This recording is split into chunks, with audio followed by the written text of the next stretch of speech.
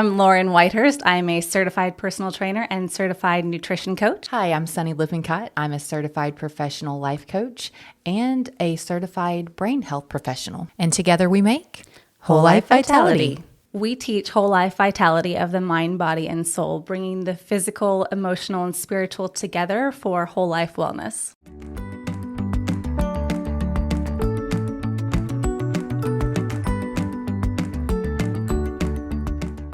Welcome back. Welcome.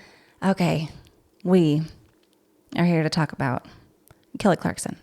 Kelly Clarkson. Kelly Clarkson, is that who we're here to talk about? It is. It is. Only because I think she's who comes to mind anytime anybody addresses this topic. It depends on how old you are. That's such a good point. It does. Okay, now I need to know, when we say what doesn't kill you makes you stronger, what do you think of? What comes to your mind? What comes to mind? So, tell us how old you are, or what generation you are from, because we're millennials. So I need to know if you're a millennial, you're probably like, oh, well, duh, Kelly Clarkson. Yeah. But anybody else, we need to know. What do you think of? What do you think of? That's okay. So I think we've already mentioned this, but Lauren and I, we constantly, when things come up, we always have a movie quote or a song that goes along with it. I don't know. So much association. Our brains are full of these, of this pop culture. Like Right. it's chock. Well, it's one of those, I remember every lyric to every song that I grew up with, or that I've learned in the last, 40 years, but I can't remember where I put my car keys yesterday. Or passwords. Yeah. Oh my gosh, passwords. It's I changed my password 2 days ago and I'm like, oh no, I'm locked out forever. Okay. Yeah. So this came about, this thought process of what doesn't kill you makes you stronger, because walking through my recent grief, our school's recent grief at losing our coach. I've heard that a lot. Well, we'll get through it, and what doesn't kill us makes us stronger. And I started sitting with that because I like to think. I like to think. Like to marinate. I like to marinate on things. Mm-hmm. And I was walking and I was thinking through that. And I said, okay, well, is that true? Because I love to do that. Mm-hmm. Is this true? And what makes this true, or what doesn't make this true? And I said, is this true?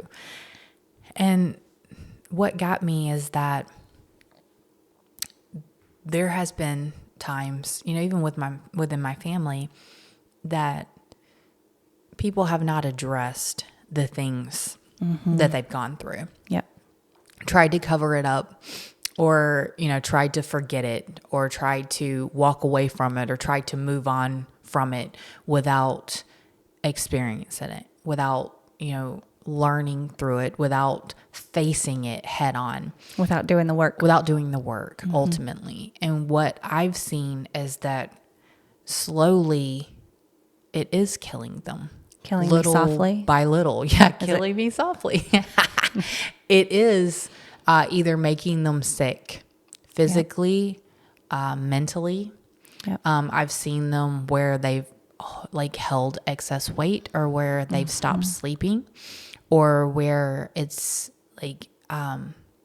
actually caused their, ADHD symptoms to become worse and things like that. And I was like, okay, so I get the premise of the song. What doesn't kill you makes you stronger. You're like, but does it really? But there's some fine print to that I don't think Kelly sang about in the song. What doesn't kill you makes you stronger if you face it. If you do the work. If you put in the work. Mm-hmm. If you actually take time to meet it and address it and bring awareness to it, then you get stronger from it on the other side. But when we run from it and we hide from it, it can actually kill you. It may not.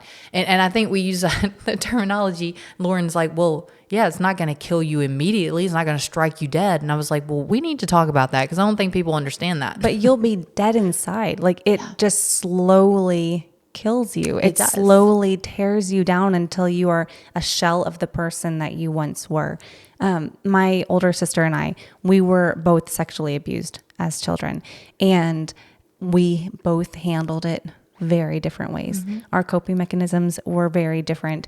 And I watched her go through her life and just slowly die inside. Yes.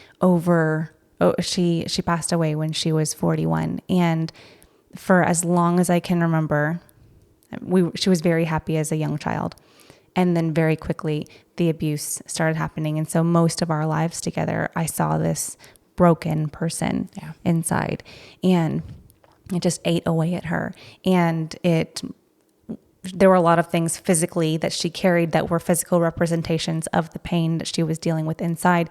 And this is someone who did go to therapy and did try to put in the work, but still couldn't let go of all of these hurts. And so they just slowly ate away at her over time until her body just couldn't take it anymore. And that is just such an accurate representation of it didn't make her stronger, and it did slowly eat away at her and just kill her inside. Yes. And that's what we need you to understand, that it's not going to be like, oh, okay, well, I went through this and I didn't die. I'm still alive. So I guess it's making me stronger. It's only making you stronger if you're actually taking action towards it. And grief, I can see now with the grief. I explained it to someone like, it's like your life has paused, but the world keeps going. Yeah. And so that's how I felt, recently, is that I've kind of paused my life and the world keeps going, but I was paused. And it's because I was physically tired. Yeah. And so I wasn't sleeping well. I wasn't waking up in the morning and doing my routine. I wasn't making nourishment a priority. There were some days that I was going without eating altogether, and some days that I was just eating just to fill a void there, just mindlessly eating. I wasn't getting my physical exercise because I just didn't want to. Yeah. All of these things culminated into I woke up and couldn't get out of bed. Last week, actually, and just a flood of tears, and I couldn't get out of bed. And so I started thinking, and I said, just the simple fact of losing him, what doesn't kill you makes you stronger. Well, just surviving the fact that I had to watch my best friend, one of my best friends pass from this life to another, that doesn't make me stronger. Yeah. That actually was very traumatic for me. That doesn't make it stronger in and of itself. I can't just wake up and say, oh, I watched someone pass away. I'm a stronger person because of it. Right. It's everything that I do from here on out that will help me be stronger from it. Not the actual instance itself, not going through that itself and not dying, not me dying makes me stronger. It's what I do. So the fact that every time I choose to get up and spend time in my devotion, every time I choose to pray, every time I choose to, lace up my shoes and go outside and get sun and walk, every time I choose to reach out and talk to a friend when I'm struggling, when I don't feel good, every time I choose to cry when I don't want to cry, when I'm tired of crying, every time I say, I'm going to let this go and cry. Every time I make one of those decisions and I get up and I write down what I'm grateful for that day, every single time I'm doing that, God is showing me how I'm growing and how I'm growing. Because, the grief itself doesn't really lessen. I think it always stays there, but our world grows around it. And every time I make those decisions for myself, my world keeps growing. Your muscles get a little bit stronger. Your capacity gets a little bit bigger. You're able to function a little bit better in the space. And it's just, one little tiny bit at a time. If you can imagine, I mean, for me, it all comes back to building muscles, right? Because a personal trainer here. And so I'm like, you lift up a weight and you're like, why don't I have a six pack yet? Why don't I have big bulging biceps yet? Yeah. And you're like, well, because you did it one time. Yeah. And you maybe go every day or a couple times a week for a year. And you're like, well, I guess I see these small incremental changes, but it happens so gradually over time that you start to feel better and you start to look better and you start to have more energy, and you don't even realize it until you look back on where you were and you say, oh my goodness, wow, I can function. And that's the part that makes you stronger. Yes. Tony Robbins talks about finding the gratitude. And I think a lot of this comes back to gratitude, but finding the gratitude in those misfortunes in your life, because I am not grateful that we lost this friend. Yeah. But I am grateful for the way it brought the community together.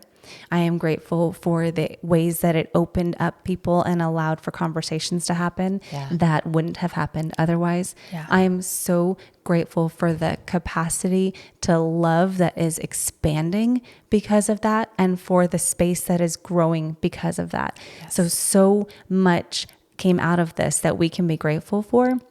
And that's where the growth is. That's where the growth. And so I'm not grateful that I was sexually abused as a child, but I am so grateful for how it pushed me, the compassion it gave me for other people, and the way it drove me as an adult to want to be there and support others along their wellness journeys, to never feel like they were suffering alone or dealing with something that was beyond something they felt like they could live with. I want to help everyone get strong enough to feel like they have the capacity to deal with whatever it is they're dealing with. Yeah. And that I'm grateful for. And everyone has one of those stories. Mm-hmm. Like everyone has that story that they can use. And, for me, even having anxiety disorder and coming out on the other side of anxiety disorder, I can help people now who don't believe that they can even be, work through anxiety disorder, that they can be better. And I'm like, well, I don't just say it because I'm a life coach. I say it because I lived it. Yeah. And it took work. And I get to be honest with them and say, hey, you didn't think yourself into this overnight, and you're not going to think yourself out of it overnight, but it will happen little by little if you face it. Like if you face it, if you bring awareness to it, if you make a plan for it, if even when you're really tired, if you just do one thing, you're making a difference. Yep. I can see it. Like I can see, and I'm not, God never wanted me to suffer through anxiety disorder. It was never something that he just, gave to me. But it's something that he's using in my life. And that's the thing. He never wants us to hurt. He never wants us to be miserable and to feel despair. But if we fight, then he will use it every single time. Every single time he will use it to bring service to other people. And I think we're given opportunities to learn. Yeah. All along the way. And that's why I tell my kids, I'm like, you can learn this the easy way and I can share this with you and you can grow that way, or you can learn it the hard way and ultimately go through it and have to deal with consequences of it. And so whereas nobody wanted you to deal with anxiety, but maybe whatever lessons that you needed to learn, you had been given the opportunities to learn and couldn't get there. And so in order to get there, your body said, all right, here we are. This is the way it's going to go. And you ultimately got there. Yeah. So being open to growth and expansion and being aware of what is around you. And look in the mirror. Where do you feel like you can grow? Yeah.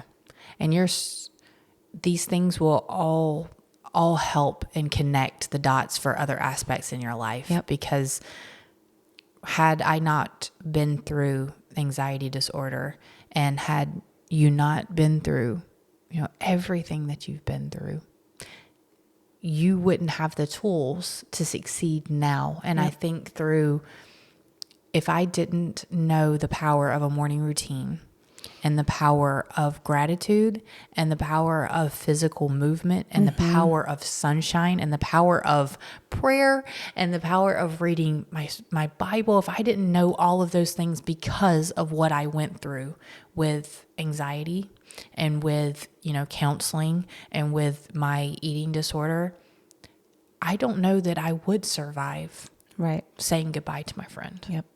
I don't know that I would have the tools in my arsenal to get myself up to fight so that I could become stronger. All of those things they have all helped me right now. No. Now, sometimes I don't want to use them because I don't feel like it. Well, yes. But I know they're there and I know what power that they have. And there are some days that are harder than others. And grief is its own beast. Yeah. It's something that it's really difficult to fight. But even if one day all I could do was Marco, my friend, and just talk through my feelings, that was huge for my health. Yep. It was huge. So, because you're exercising those muscles in that moment by even vocalizing it. Instead of laying here wallowing in self-pity, you're saying, I can take a step. I can do something. Exactly. Today. And so laying in bed, crying, being miserable, you feel like you don't have any strength. You don't have anything you can do. But you have people in your life that are willing to be there for you. And maybe you're laying in your bed and you're crying and you're miserable and I don't know what to do. But maybe you have 2 functional legs and you can get up and go for a walk. Yeah. Maybe you have a cell phone that works and you can text a friend or a loved one. Or if you don't have anyone in your corner, not a single person out there that you can text that will send you back encouragement, we got you. Yeah. You have us. Even if you have a plethora of people out there that will encourage you, we are still here for you. Absolutely. You can absolutely reach out to us and we have so much encouragement here ready to give you. We're actually really good at the encouragement. Really good. And ironically, I detested cheerleading. Like all growing up, I was that person that's like, it's not a real sport. It is. I mean, I know because I can see the cheerleaders on the sideline now. They're working hard. I can't do what they do. That's right. But I was the basketball player and the volleyball player, and I was like, cheerleading. And lo and behold, God put me in a position where like that's 95% of what I do with coaching is just cheering people on. You can do it. You can do it. So, joke's on me. Little did you know. But we're actually really good at it. We love it. It's something that just makes us so joyful. Is to cheer on the people that God brings into our lives. And it's not, and the thing is, it's not fake. We can zero in and see your strengths and what you're doing. And we're just going to encourage you every step of the way. That's the beauty of coaching. It is such a beautiful occupation that we get to do that for people. I mean, it's a gift. Exactly. It is a gift. That's what I was going to say. And that is one of the gifts that we've been given, is to be able to see people. And I didn't understand as a kid that gift that I was given, because I could see people in a way that honestly, as a child, felt really uncomfortable to me. Like I knew too much. And as an adult, I see it as the gift that it is, because it allows me to see you where you are and help you get where you want to be. Absolutely. So, if you don't have those people, if you feel like you don't have someone, or maybe you do, and you're just like, I really resonate with what you're saying right now, and I'd like to learn more, reach out. Send us a message. We're on all the social media platforms. Lauren is, whatever you see, I'm just going to lay it out there. Whatever you see social media wise, it's not coming from me. All right. That's not my talent, not my gift. This one over here has us on everything. Like every time I'm like, hey, how do you make this? She's like, so simple. And I'm like, not me, not where I shine. You make videos, you write content. I just post it for us. She knows all of the techie stuff. So we're everywhere, and it's all because of her. Okay. We're everywhere. Just try not to find us. So you can just whole life vitality on every platform. On every platform. That is how you can find us. If you want a way to get started on this wellness journey, or you feel like you need a reset, we have an ebook for you right now, ready to download. Check the description below and you will be able to find a link for that ebook. It is a wellness guide for you to get started. Excellent. Lauren did a fantastic job on it. You will love it. Thank you. Thank you so much for being here today. Make sure that you like and subscribe while you're here so you don't miss anything. And we will see you next time. Bye, guys. Bye, friends.